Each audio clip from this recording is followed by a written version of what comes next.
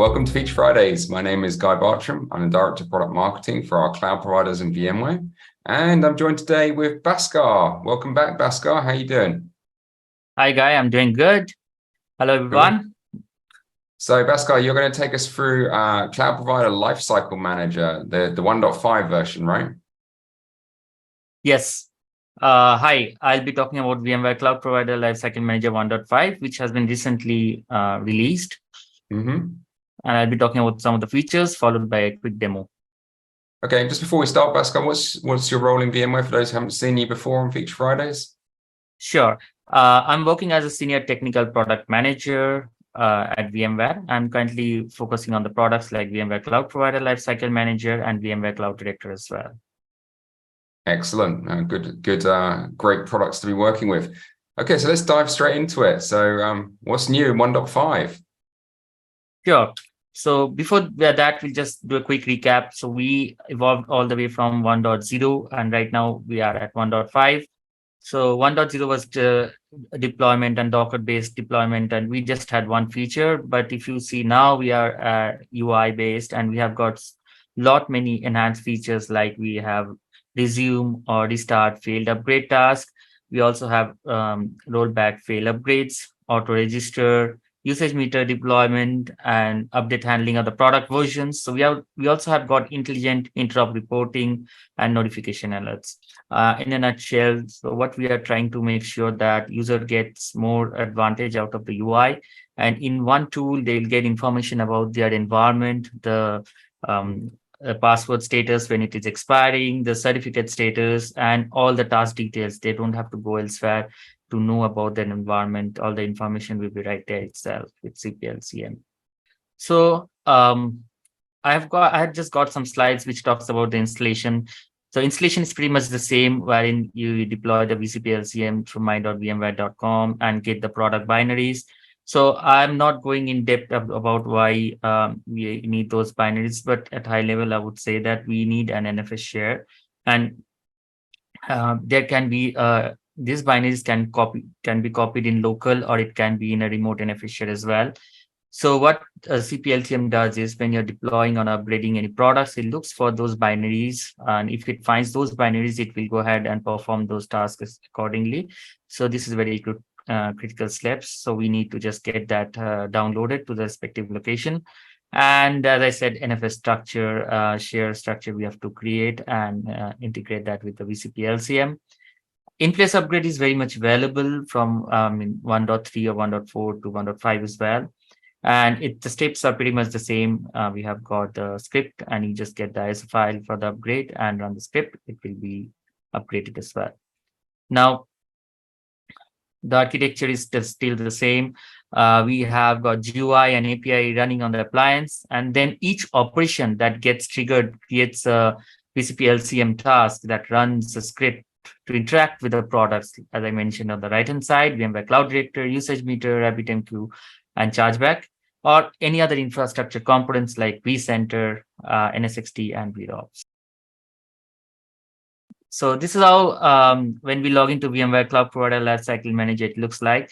So if you see here, the first thing it says new interrupt bundle available. So what we do is basically whenever there's a new interrupt bundle is available, earlier this option was not available as well. So with the previous version and this version, we have enhanced a bit more. So you can check here and you can download and update the interrupt bundle. So interrupt bundle is... Is that related to a VSS? Not VSS. Basically, this interrupt bundle is related to this CPLCM itself. What happens is whenever any new product like VMware Cloud Director, usage meter, any other version is getting G8 launched here. So what we do is, in order to make it interoperable with CPLCM, so CPLCM in turns releases an interrupt bundle, so that when you deploy those interrupt bundle, it makes it compatible with those latest version which is released. So in that way, you don't need to deploy a new version of CPLCM. Okay, that makes sense. Yeah. So right now we have a new product which was launched, and so that's why we have got a new interop bundle. All you need to just click here, and you can download the interop bundle. And what you can do is just update it here. You just need to provide the file name, the file, and that's it. That's pretty much it. Now, coming back to the earlier, features which was available, like environment, data center, task, and administrator. These are administration. These are the main tabs which were there since the beginning. It is still the same, but we haven't changed anything in 1.5. But the major changes are, so if you click on task, for example, if you have initiated any task, if you see there are some failed tasks, I was importing any product. So while I was doing an import, it failed. Maybe that I was using a JSON or any other parameters which I was providing. I just missed it. Or if you are deploying any product, for example, VMware Cloud Director, and by mistake, if you have not created a NFS share or the DNS entries, so you get an error. So rather than you going back all the way, if you get an error and start the process of the deployment or the task, what we have done is you can just click on restart, and it will restart from the place where it failed. So in that way, it just saves you some time. On the contrary, what you can do, you can just download this request as a JSON. So what it will do, it will create the JSON file and this information as well. So you can utilize the same JSON file here while doing the deployment again. So in that way, you are not uh, providing all the details, and it will just fetch all the information for you. And all you need to do is change those parameters which were not proper. So this is one of the tasks which we have, features which we have introduced. And the next feature is rollback resume failed upgrades. For instance, if you are doing an upgrade, for that, I will just take you to another CPLCM instance here. So here in this Cloud Provider Lifecycle Manager, I was doing an upgrade. So this is only available for failed upgrades. So what it does is all this file, for example, for VMware Cloud Director, if you're upgrading from one version to another version, by default, the automatic failback was enabled. So what it means is, if you are upgrading a product, so before upgrade, what it will take a snapshot of the cells, it will take a backup of the database. If by any chance the process fails, so it will revert back to the snapshots and resume from the, revert from the database backup as well. So it will just roll back to the previous version all the way back. So that is a sort of backup mechanism which CPLCM does. And by default, it is enabled. So here, if I am doing an upgrade for any product, for example, this one I'm showing for the usage meter. So if you go here, you have an option to disable automatic rollback. So what it means is, if it fails, so it will go back all the way to the previous version. But if you enable this option, so that means if you're upgrading and it fails at some point, for example, for VMware Cloud Director, if there are three node or three cells deployment, and by it upgraded the first cell, but during the upgrade of the second cell, it failed. So if it was enabled automatic rollback, so CPLCM will take you back all the way to the previous version and do the upgrade of all the cells again. But in this way, if you are disabling it, what you can do is you can resume from the place where it failed, like the cell 2 it failed, since cell 1 already upgraded successfully, right? So in that way, you're saving some time. So what it does at the back end is, it will just, I'll show you here, it will take some checkpoint. So checkpoint is nothing but, if you see the ones marked in purple, this is an example of the one which I've successfully upgraded, one product, VMware Cloud Director. So all these steps will be performed: discover, pre-upgrade validation, and upgrade preparation, and it will take one checkpoint. So checkpoint is nothing. It will stop the DB service, create a snapshot, backup NFS share, and start the DB service. So what it means is all these tasks will be done. It's nothing but at a high level, you can think about it as a snapshot itself. Yeah. Now, database backup and upgrade. If at any point, for example, it fails at reboot, so you can just select this checkpoint and resume from there. Similarly, it will keep on taking another snapshot and so on, this checkpoint. So you don't have to go back all the way here and restart the process. You can just go back to the known good checkpoint, which was successfully completed. So this is something which we have introduced in terms of upgrade process to enhance that experience and to make sure there are minimum downtime in terms of troubleshooting. Yeah, that's assuming that you can actually fix the problem, right? Exactly. Yeah. Yes. And this is only available if it fails. But this checkpoint, when you want, if you want to revert to a checkpoint, you see, we don't have any option. If at all, let me see if I have any field upgrade. So if at all, so resume from a checkpoint. So here we have an option. Since it failed, so we can select this checkpoint and you can resume from here. Yeah. Similarly, if you have multiple checkpoints, you can select the one which you want to do it. Now, the next yeah. Sorry, Pascal. I saw there was also a delete delete backup option. I assume that's done after the upgrade, right? Exactly. Yeah. That's right. And what happens is we don't want to fill up the spaces by taking all the backups. So if it is a successful upgrade, it will just delete the backup itself and free up the space. Yeah. And so this is about the rollback and resume fail upgrades. So next is auto register usage meter during the deployment. So for example, here I will try to show if I want to create a usage meter instance, a new deployment, a usage meter. All this while I'm just right now using a existing JSON file for deployment so that I don't have to provide all the details again. And so I select usage meter and provide the password, for example. Now this is where it makes it interesting. So you have an option to auto register. The moment you select enable here, all you need to do is provide the CSP token, which is available from Commerce Portal, the metering mode, production or test, connectivity type, offline or online, the contract number, what you usually go in the Commerce Portal and provide. So instead of going here and there, you can just provide here all the information itself and the site name. Now, once you provide all, So sorry, this is auto-registering usage meter with Commerce Portal. This isn't auto-registering VCD usage meter, NSX usage meter, and everything else from the JSON. No. Okay. No, this is with the Commerce Portal, not with the individual products as such itself. Yeah.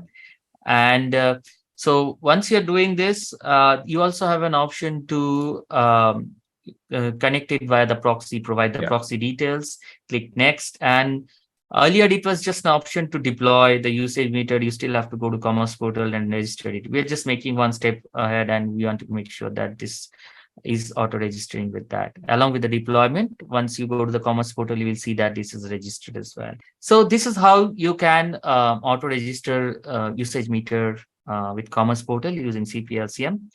And the next feature is update handling of the product version. So what it means is, for example, these products, what you see are deployed.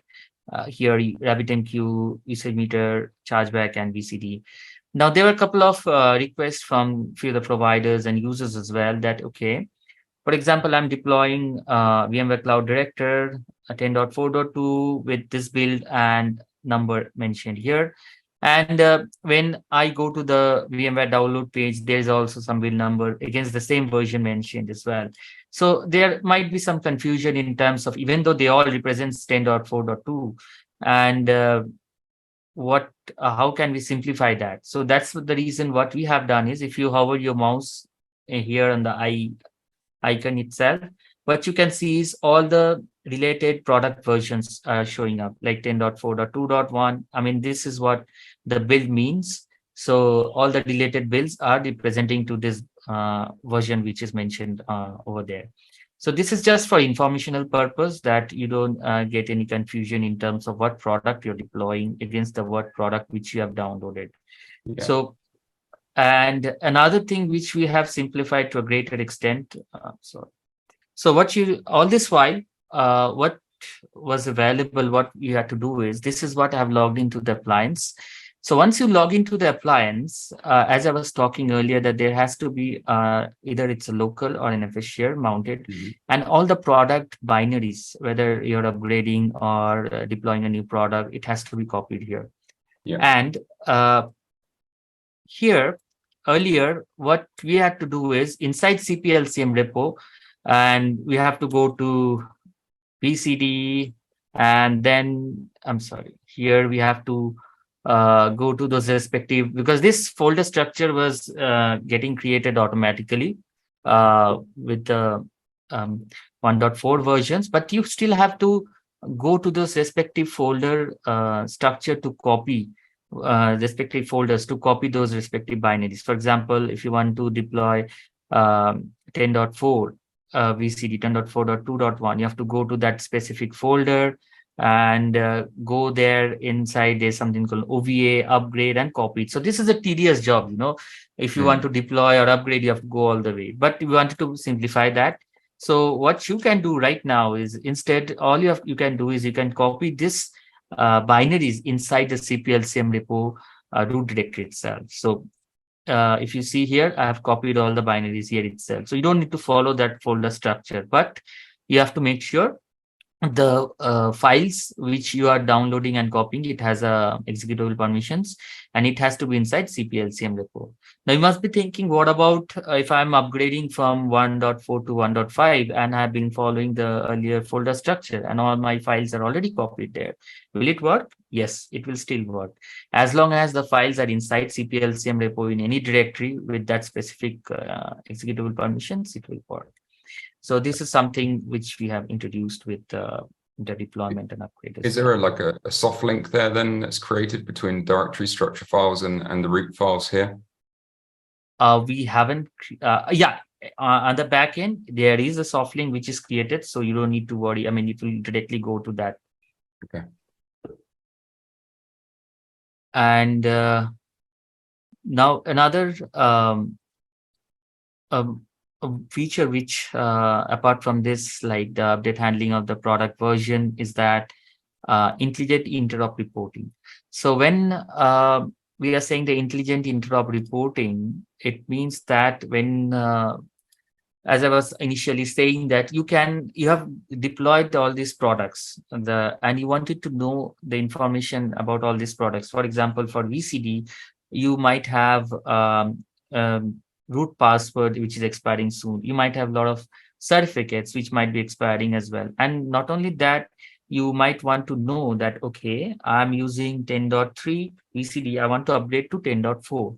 Will that be compatible? And what are the associated components like vCenter, integrated NSX? Will that be compatible or not? So we have made that possible from CPLCM itself. So what you can do, is you can just click on actions, produce interop report. When you click on produce interop report, so what you can do is here, you can provide a target version, and you want to check if you're using an older version of VCD. Let me see which versions I'm already using, the latest. So if you are using 10.3 and you wanted to check against 10.4 if you want to upgrade, so what you can do, you can just provide 10.4.2 here and download, produce and download. What it will do, it will create a JSON file. So this is how the JSON file will look like. So right now it is JSON file, but in future we might simplify that. It will be more readable as well.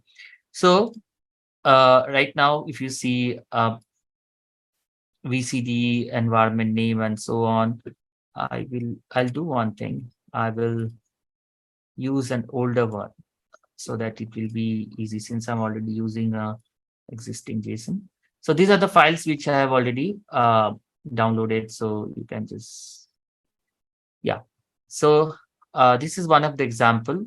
So this will give me an information like that environment name, the target version. Like if I want to check against the latest version, it will give me the details.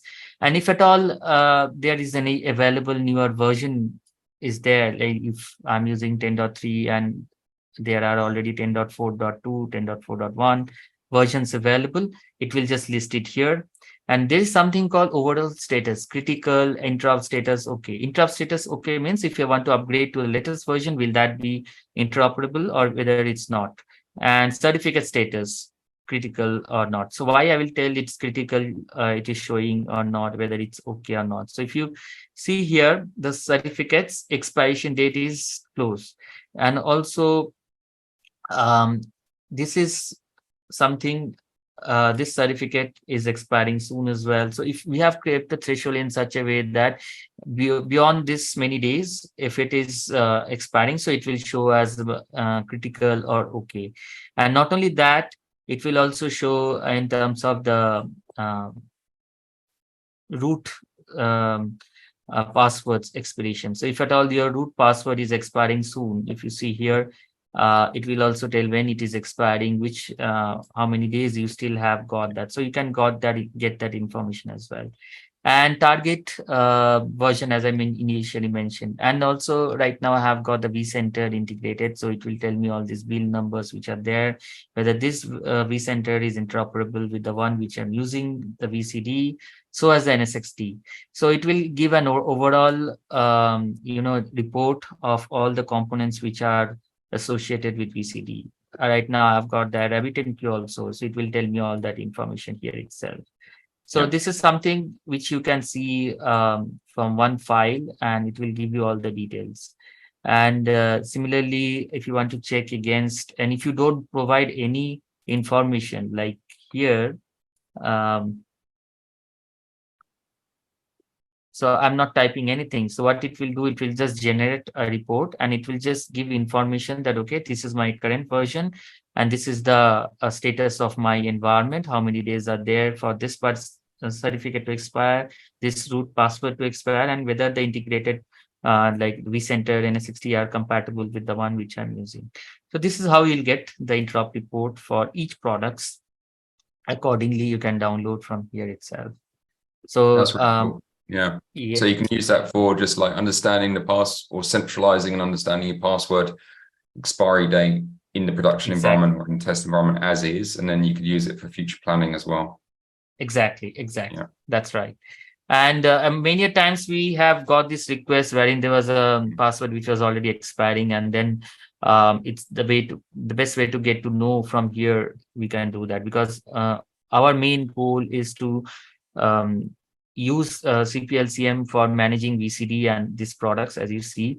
And if you're managing the VCD and other products in a day-to-day basis, obviously these are the key parameters: the password expiration, certificate expiration. These are the things which will come across quite often, and this will make it simpler, right? Okay. And make the upgrade a whole lot easier. And last but not the least are the notification alerts. So what I said, the password expiration and everything, what you get is from here as well. Now, all the tasks what you are, if you have initiated the deployment, upgrade, it will show up here, as well as the password expiration, everything you will get an update from here. Not only you have to wait to get that file downloaded, but you can see from here if your password is nearly expiring, so you'll get a alert from here that you have got 10 days before your password expires, the certificate expires, like that notification you can get.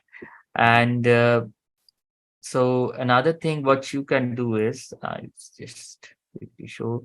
So the notification, apart from seeing here, you can also send that in your email.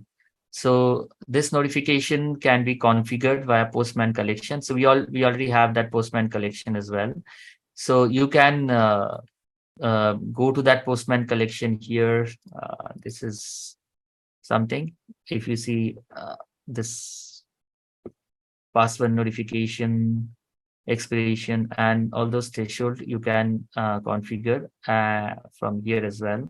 Yeah. And then there's something called, if you want to send an email about this, you can configure the SMTP details in that Postman collection. So it will send you as an email with all the details as well. So this is very handy because if you're deploying a VCD cell, or I would say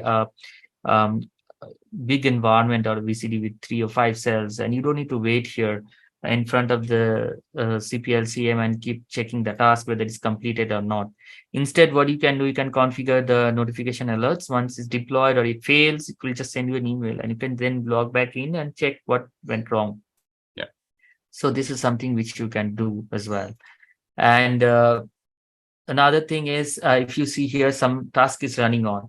So earlier, like what we have to do is if we have started any task and we have to go back all the way and check, okay, which one is the latest task and the name. Right now, we have got this task ID right here itself. So you can get to know that, okay, task 24 and click here and it will redirect you to which, the same task which is going on. Yeah. And these are some of the things which we have got with 1.5. And here is something which we are also planning right now. We have got under data center components, we have got register vCenter NSXT, but you also have an option to register NSX ALB as well. Yeah, I was going to say ALB is going to become really important for that. Yeah, I was going to ask that question. Yeah, but with this version, we have just included it as a component to add it in as a data center component. So it will show up because the AVI has to be installed and configured. What you can do is here you just register it like here, but we don't manage like these products AVI and load balancer. The main goal is that in future, what we are trying to do is when you're deploying VCD, we will give an option where you can integrate that with AVI. So since you have already registered the data center, if you have registered the AVI here, once you are deploying VCD, you get an option to integrate that with AVI as well. So this is what we are trying to do. Yeah, makes sense. Yeah, that's great. It's really good to see the evolution of kind of 1.5, that interoperability report. That's really, really useful. It'd be very nice to see that in the UI, Bhaskar, so we could actually run it and just kind of see it there and then. But in essence, what it produces is going to save a ton of time in looking up different product versions and interop matrices to find out what will actually work. And you've done all that work, so that's really handy. Tell me, is the interop updated every time you download a new instance or upgrade CPLCM, or is it pulling from a website somewhere to get that status? It is pulling from our VMware interoperability metrics. Okay, cool. So that will be always kept up to date then. They won't have to worry about different versions of CPLCM. All right, fantastic. Exactly. Yeah. Yes. Very cool, man. Very cool. So this is out now, and I believe you got 1.6 in the planning at the moment. Yes, and it will be coming up soon. And what I can say is what you see right now, the UI in 1.6, there will be a lot of changes. So we are trying to make the deployment upgrade. In fact, any operation what you're trying to run or like data center registration, all those things will be simplified, and it will be very user friendly. And we are working a lot on the UI front to make it more simpler. And another thing what we have been getting a lot of, and thank you to the users and partners who share their valuable feedback as well. And what we have got a suggestion was for the role-based access control architect. So what we are trying to do is integrate that with the LDAP. So rather than right now, the only way you log in is VCPLCM, which is a super user. So we will be having an option for LDAP user as well, and we'll have granular roles. So if one user can only see, certain tasks, or they can execute certain tasks, and other user can perform certain other tasks. That type of granularity, what we are planning to provide. Excellent. Okay. Yeah, that makes sense. So really, I mean, CPLCM has come a huge way forward from the old API kind of CLI only interface that we had before. So this is a product that service providers can download. There's no charge for this. It's going to help them with managing their existing data center, even just from looking at it from a certificate perspective and password perspective. It's also going to help them managing their interop, and then obviously if they decide to, they can use this to do the actual upgrades and maintain the system, their production or test systems in CPLCM. What about the components outside of CPLCM? So let's say they've got, I mean, at the moment you've got VROPS tenant app. What about VROPS, for example, or VCDA, things like that? So VROPS, for example, right now, VROPS is considered as a data center component. Like for chargeback, we first have to add that VROPS as a data center component. We don't manage that like vCenter NSXT, and we don't have any plan as such, but VCDA is something in our pipeline. We are already working, but due to some, urgent requirements, we are planning to get that added in the upcoming release for VCDA, but it is in our plan. Excellent. Sorry to push the boundaries here and trying to understand where, so there's a few kind of things that, basically this is going to save service providers a ton of time. A ton of time in their kind of maintenance windows, a ton of time in their architectural planning sessions, and a ton of time in just kind of password management and ensuring availability of the solution. So great to see, Pascal, there are improvements in 1.5. For service providers out there, go and download it. Kick the tires, try it. You don't have to do any upgrades with it straight away. You can just play with it. Yeah. And what I can also say is stay tuned for for the blogs which we come up with, and we are also trying to make sure that we make it easier for the providers to get a hands-on and provide more trainings and documents which makes them easy to deploy this tool and adopt it. Yeah, brilliant.